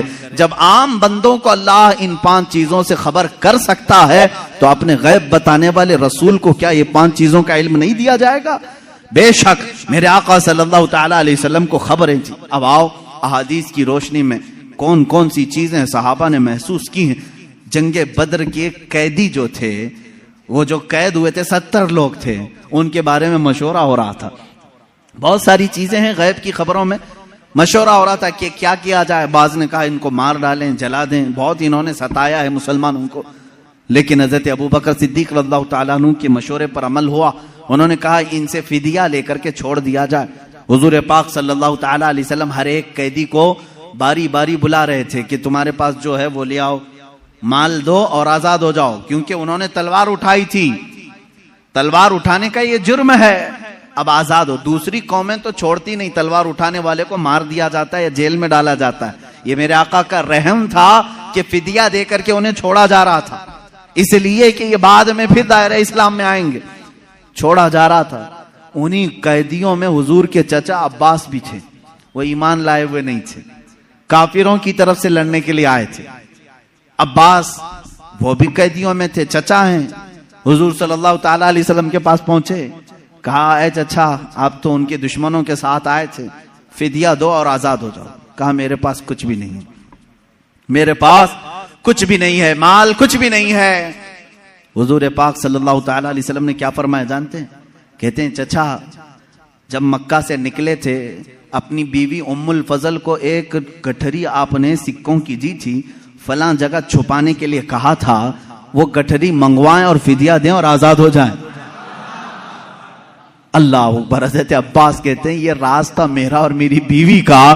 یہ محمد عربی صلی اللہ علیہ وسلم جنگ کے میدان میں بتا رہے ہیں چچا آپ گھر سے نکلتے وقت جو پیسوں کی تھیلی اپنی بیوی کو سپرد کر کے آئے تھے اور کہا تھا فلاں جگہ چھپا کے رکھنا، کسی کو بتانا مت، حضور یہ تک بتا رہے ہیں. حضرت عباس نے کہا میں فدیہ تو لاؤں گا لیکن پہلے کلمہ طیبہ بھی پڑھ لوں گا. دائرہ اسلام میں آئی حضرت عباس رضی اللہ تعالیٰ عنہ حضور صلی اللہ تعالیٰ علیہ وسلم پر ایمان لائے. میرے عزیزو ان کا تو یہ عقیدہ تھا کہ رسول ہمارے گھروں میں چھپی ہوئی چیزوں کو بھی جانتے. جنگ بدر میں آئے ہوئے اور بھی جنگ بدر ہی سے متعلق بڑی نفیس بات ہے، حدیث ہے. جنگ بدر میں جو کفار و مشرکین آئے تھے اس میں کئی غیب چھپے ہوئے ہیں، کئی غیب. جن کی خبریں حضور صلی اللہ علیہ وسلم نے دی ختم ہوئی، اس میں کافروں کو بھاری نقصان ہوا تھا، بڑا نقصان ہوا تھا۔ یہ تو معلوم ہے کہ صرف 14 صحابہ کی وفات ہوئی، شہادت ہوئی، باقی 70 ان کے مارے گئے، 70 قیدی بنائے گئے، پورا مال وہ چھوڑ کے بھاگے تھے، جو 1000 کی تعداد میں آئے تھے اور ادھر 313 ہی تھے۔ اس کے بعد وہ اسی غم میں پیچو خم کھا رہے تھے، گلتاں پیچاں تھے مکہ کے لوگ، یعنی حسد میں جل رہے تھے۔ ان میں سے ایک شخص تھا صفوان، اس کے باپ کو قتل کر دیا گیا تھا میدان بدر میں، امیہ باپ مار دیا گیا۔ جب لوگ جا کر کے واقعات سنا رہے تھے، وہ بہت مالدار آدمی تھا صفوان، بہت غم میں آ گیا کہ میرے باپ اتنے بڑے آدمی سردار قریش کو محمد کے ساتھیوں نے قتل کر دیا۔ غم و غصے میں، غیظ میں وہ جل رہا تھا۔ اسی کی کیٹیگری کا ایک اور شخص عمیر بن وہب، عمیر بن وہب ان کا بیٹا قیدی بن کر کے حضور کے پاس گرفتار ہو چکا تھا۔ ایک کا بیٹا قیدی بنا ہے، ایک کا باپ مارا گیا ہے، دونوں سیم کیٹیگری کے ہو گئے۔ دوستی جلدی ہوتی ہے، ایسے دونوں کا جب میٹر سیم ہو تو دل کی باتیں شیئر ہوتی رہتی ہیں۔ عمیر بن وہب صفوان بن امیہ کے پاس آئے، حتیم کعبہ کے اندر، خانہ کعبہ کے حتیم کے اندر بیٹھے۔ عمیر بن وہب نے کہا میرے پاس تو کچھ ہے نہیں، مال و دولت، لوگوں کے قرضے بڑے ہوئے ہیں اور ہر کوئی قرضہ مانگنے آتا ہے، ایسے میں میرے بیٹے کو محمد نے قید کر لیا ہے، کیا کہوں؟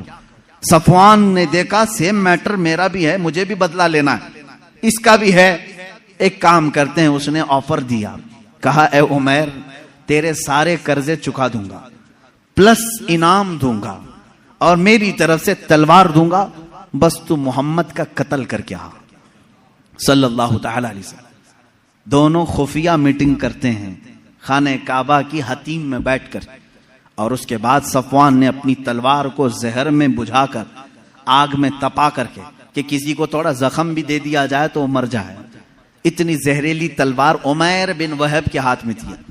عمیر بن وہب کو شیطان قریش کہتے تھے کہ سب کو بھڑکانے والا، جنگ بدر میں لانے والا۔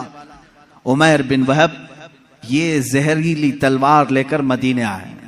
مدینے جس وقت یہ پہنچا، یہاں حالات کیسے تھے؟ مسجد نبوی کے اندر وہ قیدی بندھے ہوئے تھے، حضور پاک صلی اللہ تعالی علیہ وسلم اندر ہیں، حضرت عمر فاروق رضی اللہ تعالیٰ عنہ چند صحابہ کے ساتھ پہرا دے رہے تھے، اور حضرت عمر جہاں کھڑے ہوں کس کی مجال ہے کہ اندر جائے۔ جب وہ قریب آیا، ابھی قریب آ رہا تھا عمیر بن وہب، حضرت عمر بالکل چونک گئے اور اس کے بعد اپنے ساتھیوں سے کہا خذوا ھذا الکلب، پکڑو اس کتے کو، یہ آیا کیوں ہے مدینہ؟ یہ بدر میں دشمن بن کر کے آیا تھا، یہ الفاظ ہیں حدیث پاک میں، کہا اس کتے کو پکڑو جو پورے لوگوں کو بھڑکا کر کے بدر میں لے آیا تھا، اور جھپٹ پڑے اس پر اور اس کے گلے میں رومال ڈال کر کے اس کو پھندا بنا لیا۔ کہا کیوں آیا ہے؟ کہا نہیں بس بیٹے سے ملنے آیا تھا، بیٹے سے ملنے آیا تھا، میرا بیٹا قیدی ہوا ہے تمہارے ہاں، دیکھوں تو کچھ حال چال پوچھ لوں، اس لیے آیا ہوں۔ تو حضرت عمر نے کہا اس کو پکڑے رہو، پہلے میں اجازت تو لے لوں رسول پاک سے۔ اندر گئے، کہا یا رسول اللہ صلی اللہ تعالی علیہ وسلم، عمیر بن وہب آیا ہے، قریش کا وہ بھڑکانے والا آدمی جو جنگ بدر میں سارے لوگوں کو اکسا رہا تھا، اور مجھے لگتا ہے اس کی نیت صحیح نہیں ہے۔ کون کہہ رہا ہے؟ عمر ابن خطاب رضی اللہ تعالیٰ عنہ۔ حضور کے جو محب تھے وہ بھی لوگوں کی نظریں دیکھ کر پہچانتے تھے، کہتے ہیں مجھے اس کی نیت صحیح نہیں لگ رہی ہے۔ حضور پاک صلی اللہ علیہ وسلم نے فرمایا اس کو اندر تو لے آؤ، میں بھی پوچھوں کہ کس لیے آیا ہے۔ حضرت عمر اسی طرح پھندا ڈال کر کے اندر لے آئے۔ رسول کریم صلی اللہ تعالی علیہ وسلم نے بات کرنا چاہی، اس کی حلق میں اٹک رہا تھا۔ حضرت عمر سے کہا چھوڑ دو اس کو، بات کرنے دو۔ تلوار بھی ہے عمیر بن وہب کے پاس، زہریلی تلوار جو لٹکی ہوئی ہے۔ رسول کریم صلی اللہ تعالی علیہ وسلم کے اوپر کبھی کسی کا رعب طاری نہیں ہوا، کبھی حضور پاک کے جسم اقدس پر کسی کا رعب طاری نہیں ہوا۔ نہایت ہی سنجیدگی کے ساتھ اللہ کے نبی صلی اللہ تعالی علیہ وسلم نے پوچھا اے عمیر کیوں آنا ہوا مدینے؟ اس نے کہا بیٹے کی خیر خیریت کے لیے آیا ہوں، میرا بیٹا قیدی بن کر کے آپ کے ہاں آیا ہے۔ حضور نے فرمایا نہیں، یہ مقصد نہیں ہوگا تیرا، یہ مقصد تو نہیں ہوگا، سچ سچ بتا. کہا نہیں بیٹے کی خبر لینے کے لیے ہی تو آیا ہوں. حضور نے فرمایا بیٹے کی خیریت پوچھنے کے لیے تلوار لے کے کیوں آئے ہو؟ تلوار کی کیا ضرورت ہے؟ اس نے تلوار نیچے پھینک دیا اور کہا ان تلواروں کا کیا؟ جنگ بدر میں تو آپ نے دیکھا ہمارے پاس تلواریں تھی پھر بھی ہم کامیاب نہیں ہوئے. ان تلواروں کا کیا لینا؟ وہ باتیں بنا رہا تھا جیسے سامنے والے کو یوں سمجھا ہو کہ نہیں جانتا ہے. وہ تلوار نیچے رکھ کر کے کہہ رہا ہے تلوار سے کیا ہونا جانا ہے، کچھ تو نہیں ہوگا. حضور پاک صلی اللہ تعالی علیہ وسلم جلال میں کہا عمیر بن وہب چپ ہو جاؤ، وہ بات بتاؤ جو مکہ کے حتیم میں بیٹھ کر صفوان کے ساتھ تم کر کے آئے ہو. حتیم کعبہ کے اندر بیٹھ کر کے تم نے جو صفوان کے ساتھ ڈیلنگ کی ہے، معاہدہ کیا، وہ بات بتاؤ. یہ رسول پاک صلی اللہ علیہ وسلم نے جیسی کہا عمیر بن وہب کہتا ہے میرے بدن میں راشا طاری ہو گیا، کپ کپی طاری ہو گئی، اس لیے کہ یہ بات میرے اور صفوان کے درمیان راز تھی. مکہ میں تیسرا کوئی نہیں جانتا تھا، مدینے میں بیٹھا ہوا تاجدار مدینہ میری خبر دے رہا ہے. عمیر بن وہب نے کہا اشہد انک محمدن رسول اللہ، میں گواہی دیتا ہوں کہ آپ اللہ کے سچے رسول ہیں. تلوار چھوڑ دی، ایمان لے آئے. حضرت عمر نے گلے سے گلے لگا لیا اور اس کے بعد باہر آ کر کے کہتے ہیں صحابہ سے اے لوگوں پہلے مجھے یہ شخص خنزیر سے زیادہ ناپسند تھا لیکن ایمان لایا ہے، اب مجھے میرے عزیز بیٹے سے زیادہ محبوب ہے. یہ ایمان کی علامت بھی ہے. اللہ کے نبی صلی اللہ تعالی علیہ وسلم نے وہ خبر دی جو حتیم کعبہ میں بیٹھ کر کے وہ راز و نیاز سے باتیں کر رہے تھے. اس لیے میرے عزیزو جب آپ اپنے گھر میں تنہائی میں بیٹھ کر کے یاد کریں اس یقین کے ساتھ یاد کرو کہ میرا نبی سن رہا ہے، میرے آقا کو اس کی خبر ہے. اب رہی بات وہ زندگی میں جانتے تھے، بعد وفات بھی جانتے ہیں. یہ بھی دلیل ہمارے پاس. پہلے ہم زندگی ہی کی بات کر لیں، ظاہری زندگی کی. اللہ کے نبی صلی اللہ تعالی علیہ وسلم کے ساتھ ایک بار نہیں کئی مرتبہ یہ معاملہ آتا ہے. جنگ موتا یا جارڈن کی سرزمین پر اردن، جس کو عربی میں اردن کہتے ہیں، انگلش میں جارڈن. جنگ موتا یہ ایک بڑی خطرناک جنگ ہوئی ہے صحابہ کے ساتھ. اس میں رسول کریم صلی اللہ تعالی علیہ وسلم شریک نہیں تھے، مدینہ طیبہ میں تھے چند صحابہ کے ساتھ. اس میں صحابہ گئے، حضرت جعفر طیار اللہ تعالیٰ سپہ سالار بن کر کے گئے تھے. حضرت جعفر طیار حضور صلی اللہ تعالی علیہ وسلم کے چچیرے بھائی ہیں، حضرت مولا علی کرم اللہ وجہہ الکریم کے سگے بھائی ہیں جعفر بن ابی طالب. یہ سپہ سالار بن کر کے گئے، وہاں پر بازنطینی لوگوں سے سخت ترین مقابلہ تھا. مدینے میں میرے آقا صلی اللہ تعالی علیہ وسلم بیٹھے ہوئے ہیں، جنگ موتا ہو رہی ہے. آج آپ جا کر کے کیلکولیٹ کر کے دیکھ لینا مدینے سے جارڈن کا فاصلہ کتنا ہے، کافی زیادہ ہوگا. وہ ایک الگ کنٹری ہے، آج یہ سعودی عرب الگ کنٹری ہے. دوپہر کا وقت ہے، اللہ کے نبی صلی اللہ تعالی علیہ وسلم مسجد میں بیٹھے ہیں، صحابہ سامنے ہیں. حضور اکرم صلی اللہ تعالی علیہ وسلم اچانک آپ کی آنکھوں میں آنسو کا قطرہ ہے.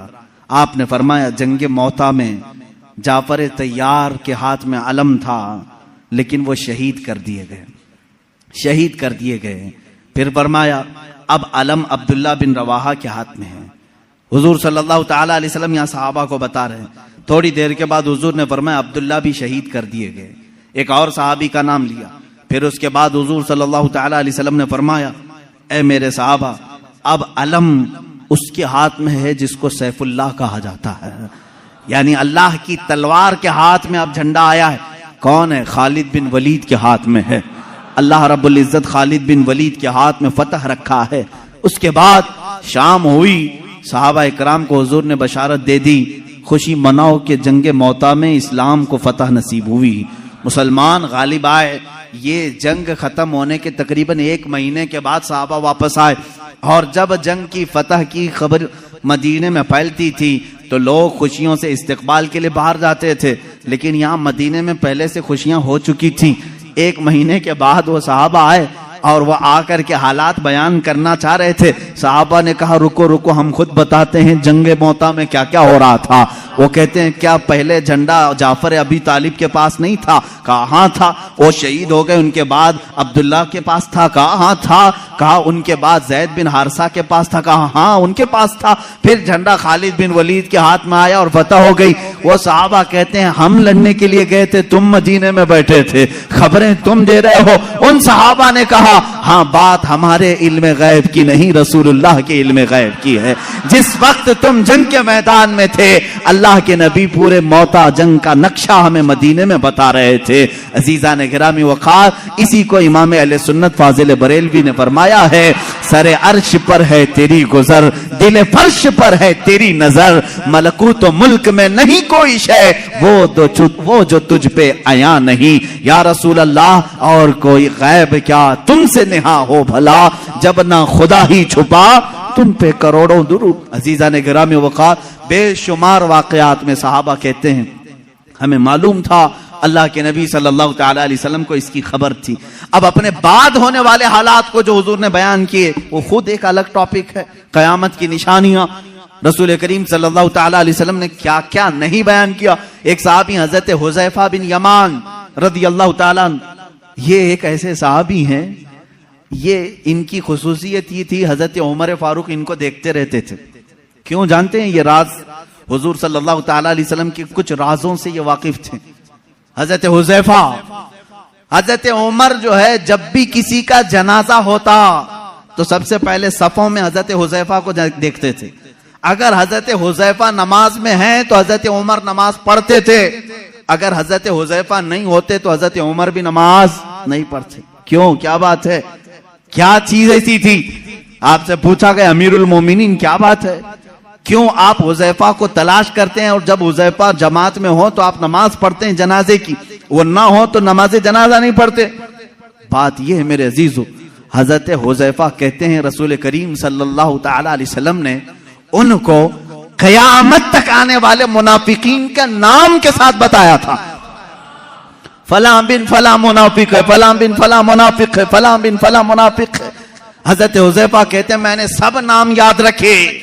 حضرت عمر کہتے ہیں یہ راز رسول کے جانکار تھے اور یہ جانتے تھے کہ کون مرا ہے، مومن مرا ہے کہ منافق مرا ہے۔ حضرت حذیفہ جس جنازے میں شریک ہوتے حضرت عمر کہتے مومن کا جنازہ گیا، جہاں نہیں ہوتے وہ خود ہی دور ہٹ جاتے۔ حضرت حذیفہ نہیں ہے اس کا مطلب ہے دال میں کچھ کالا ضرور ہے۔ میرے عزیزو، حضور اکرم صلی اللہ تعالی علیہ وسلم نے انہیں نام کے ساتھ بتایا تھا۔ کیا یہ غیب کی خبر نہیں ہے؟ یہ غیب کی خبر نہیں ہے کس کے دل میں کیا چھپا ہے؟ ایمان اور نفاق تو یہ دل کی کیفیت کا نام ہے۔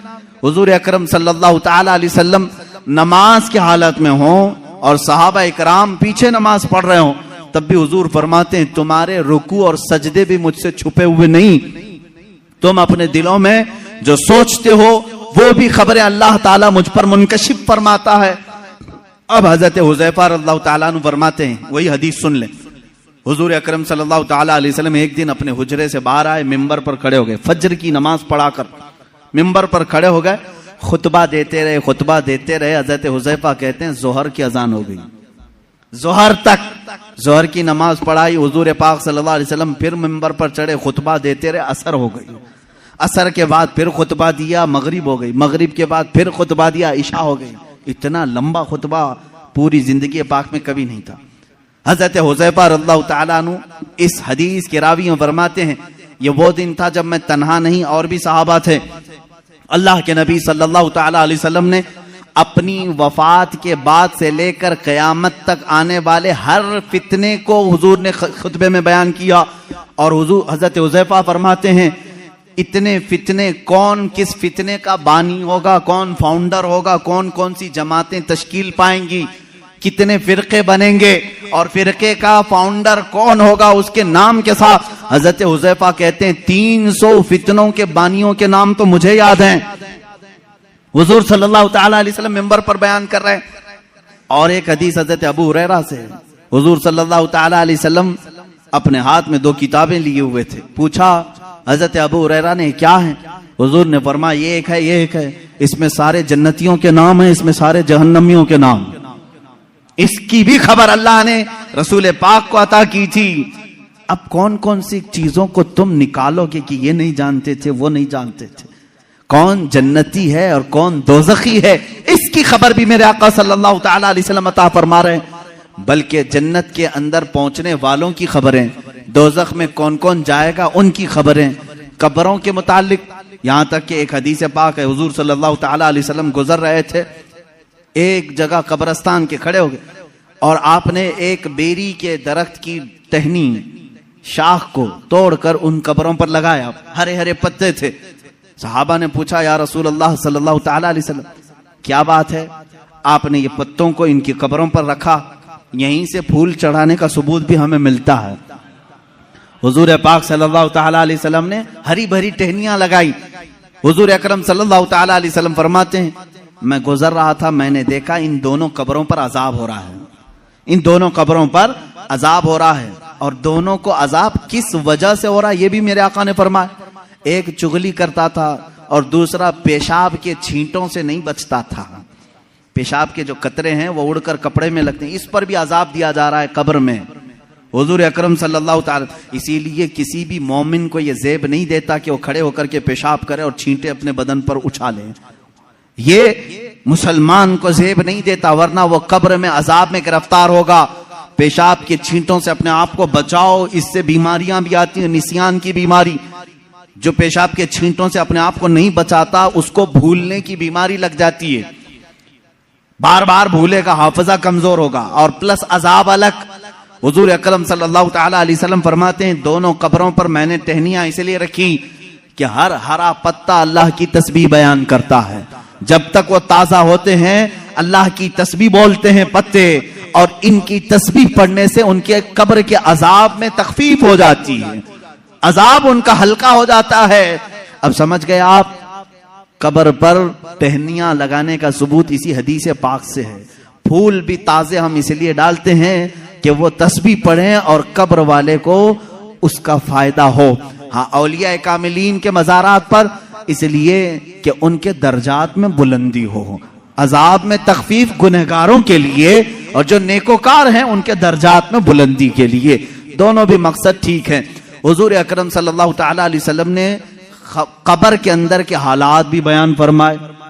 قبر کے اندر کے حالات، ایک بار خطبے کے لیے کھڑے ہوئے لوگوں سے پوچھا اے لوگوں کچھ پوچھنا ہے مجھ سے پوچھ لو، کچھ پوچھنا ہے مجھ سے پوچھ لو۔ ایک صحابی حضرت عبداللہ انہوں نے پوچھا کہ یا رسول اللہ صلی اللہ علیہ وسلم میرے باپ کون ہے، میرا باپ کون ہے؟ لوگ ان کو تانا مارتے تھے۔ حضور صلی اللہ تعالی علیہ وسلم نے فرمایا عبداللہ تیرے باپ کا نام حذافہ ہے، حذافہ ہے، اور تحقیق کے بعد یہی بات ثابت ہوئی، ان کے والد عبداللہ بن حذافہ، حذافہ ان کے والد تھے۔ حضور صلی اللہ تعالی علیہ وسلم کو اس کی بھی خبر ہے کون کس کا بیٹا ہے، اس کی بھی خبر ہے۔ اب بعد وفات کی بات بھی میں بتا دوں، کیا حضور صلی اللہ تعالی علیہ وسلم کو ان کی وفات کے بعد کی خبر ہوگی کہ نہیں ہوگی؟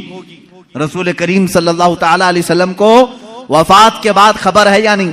حیات بعد الممات، یہ میرا خود الگ ایک عنوان رہے گا، حیات النبی، لیکن حضور کی وفات کے بعد وہ اپنی امت کو جانتے ہیں کہ نہیں جانتے؟ عزیزان گرامی، ایک صحابی کہتے ہیں حضور صلی اللہ تعالی علیہ وسلم سے، انہوں نے عرض کیا آقا میں آپ سے قریب ہونے کے لیے کیا کروں؟ حضور صلی اللہ تعالی علیہ وسلم کی وفات کے بعد کی بات پوچھ رہے ہوں۔ حضور نے فرمایا تم کثرت سے درود پڑھو، کثرت سے درود پڑھو۔ انہوں نے پوچھا، ہر اس صحابی نے اچھا کیا جو پوچھا، اس زمانے میں وہ فتویٰ بھی دیا جا سکتا ہے۔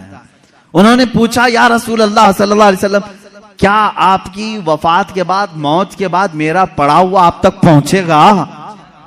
یہی تو سوال ہے دوسروں کا، اور انہوں نے سنیوں کا بوجھ بھی ہلکا کیا، کوئی شک میں نہ رہے۔ حضور پاک صلی اللہ علیہ وسلم نے جواب میں بھی اتنا ہی نہیں فرمایا پہنچے گا، بلکہ یوں فرمایا صحابی کو وہ اور لوگ ہیں جن کے مرنے کے بعد ہڈیاں گل جاتی ہیں، جسم سڑ جاتا ہے۔ ان اللہ حرم علی الارض ان تأکل اجساد الانبیاء فنبی اللہ حی یرزق۔ اللہ کے نبی فرماتے ہیں، حدیث ہے، بے شک اللہ نے زمین کو حرام کر دیا ہے، وہ نبیوں کے جسموں کو کھا نہیں سکتی۔ اللہ کے نبی زندہ ہوتے ہیں اور رزق بھی دیے جاتے ہیں، ان کو رزق دیا جاتا ہے۔ تم جو درود پڑھتے ہو صرف پہنچتا نہیں، میرے آقا فرماتے ہیں جس نے درود پڑھا میں اسے بھی جانتا ہوں، اس کے باپ کو بھی جانتا ہوں۔ پڑھو درود مبارک، اللہم صلی علی سیدنا محمد وعلی آلہ واصحابہ وبارک وسلم ابدا۔ رسول کریم صلی اللہ تعالی علیہ وسلم فرماتے ہیں میں اس کو بھی جانتا ہوں، اس کے باپ کو بھی جانتا ہوں۔ غیب کی خبریں رکھنے والا وہ رسول کبھی یہ نہیں فرمایا کہ مدینے سے بھیجے گا تو جانتا ہوں، مکے سے بھیجے گا تو جانتا ہوں، مطلق فرمایا افریقہ سے بھیجے، ہندوستان سے بھیجے، پاکستان سے بھیجے، جہاں سے بھی بھیجے، چاہے اس کے باپ کا نام جیسا بھی ہو، لیکن میرے آقا نے فرمایا میں اس کو بھی جانتا ہوں، اس کے باپ کو بھی جانتا ہوں۔ اے مسلمانوں، فخر کرو اس بات پر، قربان جاؤ اس بات پر۔ ایک درود ایسا ہے، ایک عبادت ایسی ہے، جب ہم یہاں پڑھتے ہیں ہمارے باپ کا تذکرہ مدینے میں ہو رہا ہوتا ہے، میرے آقا کی جالیوں کے سامنے ہمارے باپ کا نام تک پہنچ جاتا ہے۔ اس سے بڑی خوش قسمتی تمہاری اور کیا ہو سکتی ہے، جب نبی کو فرشتہ جا کر یہ بتا رہا ہو یا رسول اللہ فلاں کا بیٹا فلاں ابھی درود پڑھا ہے اور آپ کی بارگاہ میں پہنچایا جا رہا ہے۔ فرشتے پہنچاتے ہیں۔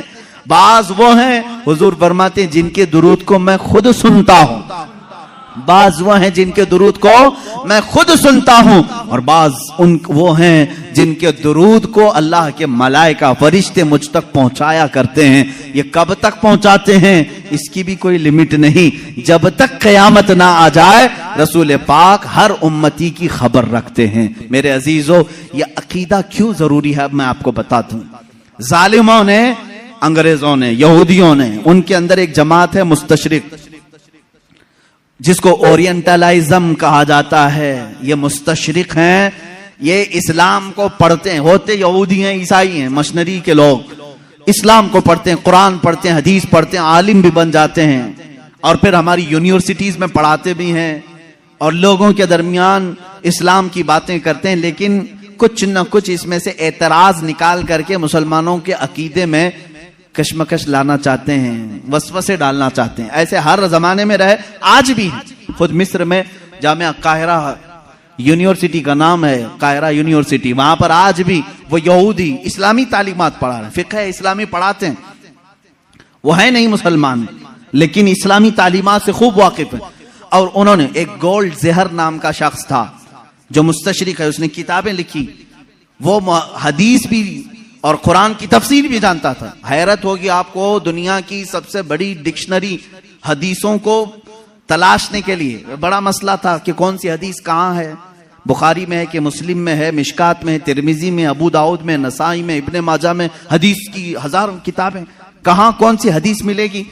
اس کی پہلی ڈکشنری جنہوں نے بنایا المعجم المفہرس لالفاظ الحدیث، یہ تقریباً 6 یا 7 جلدوں میں کتاب ہے، ڈکشنری ہے۔ الف سے اگر حدیث شروع ہوتی ہے تو یہ کہاں کہاں ملے گی اس کے ساتھ لکھا ہوا ہے۔ اس پر پوری محنت کیا 4 یہودی عالموں نے، وہ مسلمان نہیں۔ ان کو کیوں اتنی فکر ہے، کیوں وہ اتنی محنت کر رہے ہیں؟ تفسیر پر لکھا ہے انہوں نے، علم تفسیر پر کتابیں لکھی ہیں۔ میرے عزیزو، محبت اسلام میں نہیں، عداوت اسلام میں لکھتے ہیں، اور اس کے بعد اعتراض کرتے ہیں خود اپنی طرف سے، اور مسلمانوں میں چھوڑ دیتے ہیں۔ یہیں سے جماعتیں بنتی ہیں، یہیں سے جماعتیں بنتی ہیں۔ ان کے جو شاگرد ہیں مستشرقین کے، وہ ماڈرن خیال بن کر کے مسلمانوں میں آتے ہیں اور نئی نئی باتیں لے آتے ہیں۔ محمد بن عبد الوہاب نجدی، جو سب سے پہلے اپنے نئے عقائد کو سعودی عرب میں پیش کیا، ان کے استاد کون کون تھے ذرا آپ مجھے بتاؤ، کہاں کہاں پڑھے تھے؟ استاد سے متاثر ہو کر کے آئے۔ ایسے مصر میں بھی بہت سارے ہیں جو جرمنی میں اسلامی تعلیمات پڑھتے رہے، انگلینڈ میں پڑھتے رہے، اسلامک ڈپارٹمنٹ کے اندر بہت سارے مدرس اسلام پڑھانے والے یہودی ہیں، عیسائی۔ یہ بھی نہیں کہ چھپ کر کے، بلکہ وہ ظاہر بھی ہیں، وہ کہتے بھی ہیں ہم عیسائی ہیں، ہم یہودی ہیں، لیکن اسلام کو ہم پڑھے ہوئے ہیں ایز اے نالج، ایک دراسہ کے طور پر۔ لیکن ان کا کام صرف یہ ہوتا ہے کچھ نہ کچھ وسوسہ ڈالنا، کچھ نہ کچھ وسوسہ ڈالنا۔ ایسے ہزاروں وسوسے انہوں نے ڈالے، لیکن علماء ربانیین کی جماعت ہر زمانے میں رہی ہے جو دنداں شکن ان کا جواب بھی دیتی رہی۔ سب سے پہلے انکار کرنے والے حضور صلی اللہ تعالی علیہ وسلم کی حیات بعد وفات کے لیے یہ مستشرقین ہی تھے۔ انہوں نے شوشہ ڈال دیا تھا کہ نبی مر کر ختم ہو چکے ہیں، اب ان کا کوئی اثر باقی نہیں، انفلوئنس نہیں رہے گا۔ اس طرح کی باتیں انہوں نے لکھی، ان سے ایڈاپٹ کیا کچھ ہماری جماعت کے علماء، وہ بعد میں الگ ہو گئے۔ حضور صلی اللہ تعالی علیہ وسلم کے علم کے بارے میں سب سے پہلے یہی مستشرقین یہودیوں اور عیسائیوں نے سوالات چھوڑے۔ سب سے پہلے انہی کی طرف سے اعتراض آتا ہے کہ رسول پاک صلی اللہ تعالی علیہ وسلم کو کبھی غشی آ جاتی تھی اور اس عالم میں وہ کچھ نہ کچھ بول جاتے تھے، معاذ اللہ رب العالمین۔ اس طرح کی نازیبا تہمتیں انہوں نے حضور کی ذات پر لگائی اور کہا ان کو اتنا علم نہیں تھا فلاں فلاں چیزوں کا، وہ اچانک بول دیتے اور لگ جاتی کچھ چیزیں۔ ان سے اڈاپٹ کر کے کچھ علماء آئے۔ میرے عزیزو، کیوں جانتے ہیں یہ میرے آقا کے علم غیب پر کیوں اس طرح کی باتیں کرتے ہیں؟ صرف اس لیے کہ امت کے ذہن میں حضور کا مرتبہ کم کر دیا جائے۔ آج تمہیں ڈر کس بات کا لگتا ہے؟ نبی کی شان میں ایک جملہ بھی کہنے سے 1000 بار سوچتے ہو۔ اللہ کے نبی ہیں، ان کے بارے میں ہم مذاق میں بھی کوئی جملہ نہیں کہہ سکتے، ایمان چلا جائے گا۔ آج تک یہ ڈر ہے یا نہیں؟ آج تک یہ ڈر ہے، لیکن یہ چاہتے ہیں کہ ان کو بھی عام انسان کی طرح پیش کر دیں، ان کا بھی مذاق ہو سکتا ہے۔ تو جب امت مذاق کو سہنا پسند کر لے گی تو سمجھ لو کہ تمہارا رشتہ ختم ہو گیا، اب تمہارا اسلام ہی کھوکھلا ہو گیا۔ تم نبی کی ہر بات کو مذاق میں بھی لے سکتے ہو، ارے انہوں نے یوں ہی کہہ دیا ہوگا، کبھی بشریت میں یہ بھی بولتے تھے کبھی وہ بھی بولتے تھے، ان کی باتیں ایسی تھی، معاذ اللہ رب العالمین۔ یہاں آ جاتی ہے بات سیدھے تمہارے اسلام کی جڑوں پر، اس لیے اس کو اتنا ہلکا مت سمجھنا۔ علم غیب پر ڈسکس کرنے والوں کو میں یہ کہتا ہوں، اے نوجوانوں، تمہاری یہ فیلڈ نہیں ہے، تمہارا یہ میدان نہیں ہے، مناظرے کرنا تمہارا کام نہیں ہے۔ بس اتنا تم عقیدہ رکھو، ہم اس مسئلے میں کوئی گفتگو نہیں کرنا چاہتے۔ میرے رسول کو اتنا علم تھا جتنا میرے مولا نے دیا تھا، رب تعالیٰ جانے کتنا دیا تھا، رسول جانے کی کتنا لیا تھا، بس اس پر تم اپنی گفتگو کو ختم کر دینا۔ دوسرا، کوئی بھی شیطان تمہارے پاس آئے میسج کرے رسول کو اس بات کی خبر نہیں تھی، رسول کو اس بات کی خبر نہیں تھی، تم ہر ایک کے ڈیبیٹ میں مت بیٹھنا۔ شیطان گفتگو میں لگا کر کے تمہارا ایمان سلب کرنا چاہتا ہے، تمہارے ایمان پر ڈاکہ ڈالنا چاہتا ہے۔ شروع میں تم ڈیفنس میں جواب دیتے رہو گے اور جب تھک جاؤ گے تب سوچو کہ میرے بھائی صحیح کہہ رہا ہے سامنے والا، میرے پاس تو کوئی دلیل ہی نہیں، ہمارے علماء کے پاس بھی کوئی دلیل ہی نہیں۔ امام رازی کے پاس شیطان آ کر کے ان کے خدا کا یقین ان کا متزلزل کر گیا تھا۔ امام رازی وقت کے بڑے امام ہیں، شیطان ایک بزرگ کی شکل میں آیا اور کہا تم اللہ کو ایک مانتے ہو، کیا دلیل ہے تمہارے پاس؟ انہوں نے دلیل دی۔ دوسرا، اس نے شیطان کاٹ دیا، کہا یہ تو نہیں ہو سکتا۔ دوسری انہوں نے دلیل دی، وہ بھی کاٹ دیا۔ انہوں نے اللہ کے ایک ہونے پر 360 دلیلیں دی۔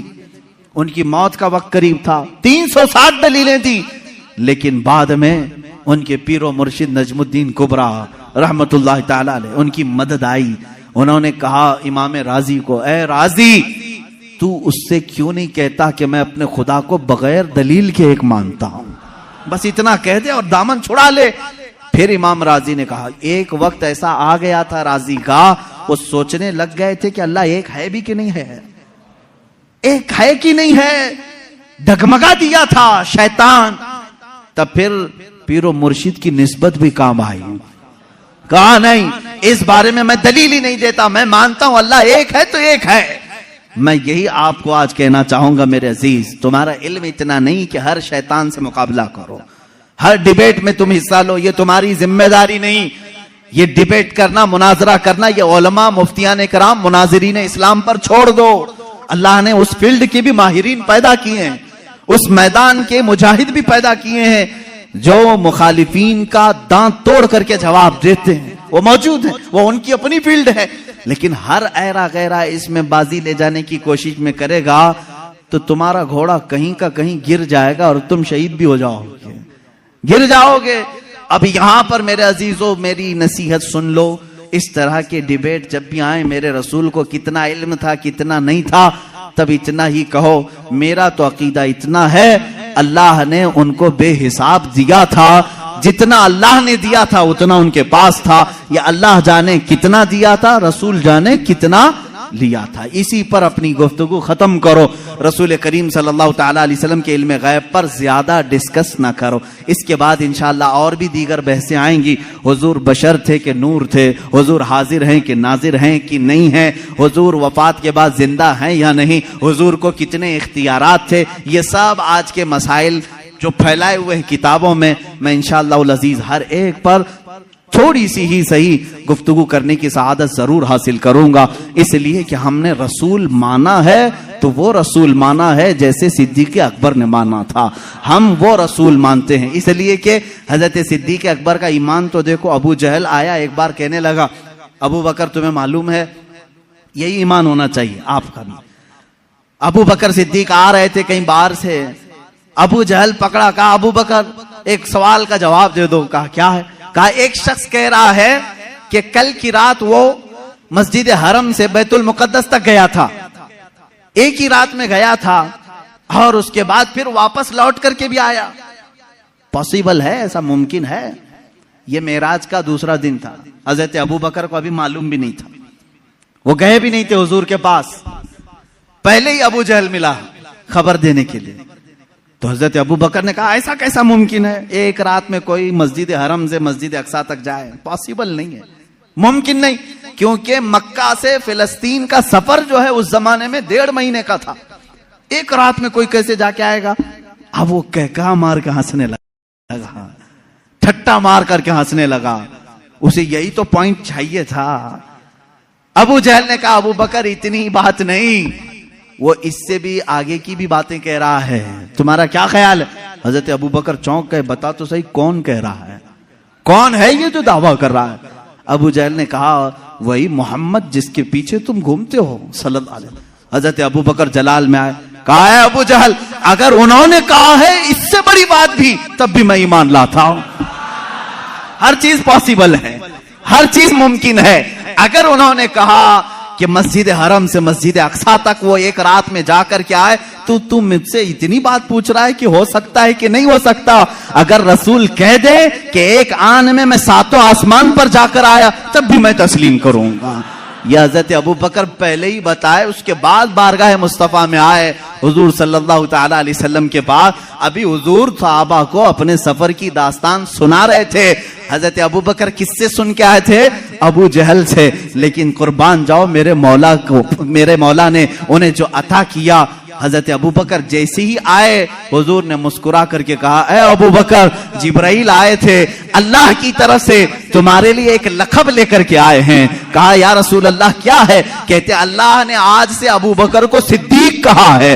صدیق اس کو کہتے ہیں جو سچائی کی تصدیق کرتا ہے، جو ہر سچی بات کو ایکسپٹ کرتا ہے۔ حضرت ابو بکر ابھی حضور سے سنے نہیں، دشمن سے سنے ہیں، تب وہ اقرار کر رہے ہیں اے ظالمو تم نے محدثین سے سنا ہے، اولیاء کاملین سے سنا ہے، صحابہ تابعین سے سنا ہے کہ رسول کیا کیا جانتے تھے، پھر بھی انکار کر رہے ہو۔ حضرت ابو بکر نے ابو جہل سے سن کر کے بھی انکار نہیں کیا۔ الحمدللہ ہم صدیقی ایمان رکھتے ہیں کہ ہم نے اپنے اولیاء کاملین کی زبان سے سنا کہ رسول ما کانا وما یکون کی خبر رکھتے ہیں۔ ہمارا عقیدہ بھی یہی ہے کہ رسول ما کانا وما یکون کی خبر رکھتے ہیں۔ وہ اولین کے بھی آقا ہیں، وہ آخرین کے بھی آقا ہیں، وہی ہے یاسین، وہی ہے طٰہٰ، وہی ہے فرقان، وہی ہے اول، وہی ہے آخر۔ میرے آقا کی ذات پر یہ ساری چیزیں منتہا ہیں۔ اللہ رب العزت ہمیں اہل سنت و جماعت کے سچے مذہب پر قائم و دائم رکھے۔ مولا تعالی ہمیں اسی عقیدے کے ساتھ اس دنیا سے رخصت فرمائے۔ اے مولا ہمارا جنازہ اہل سنت و جماعت پر اٹھا۔ جب رسول کریم صلی اللہ علیہ وسلم کی بارگاہ میں پہنچے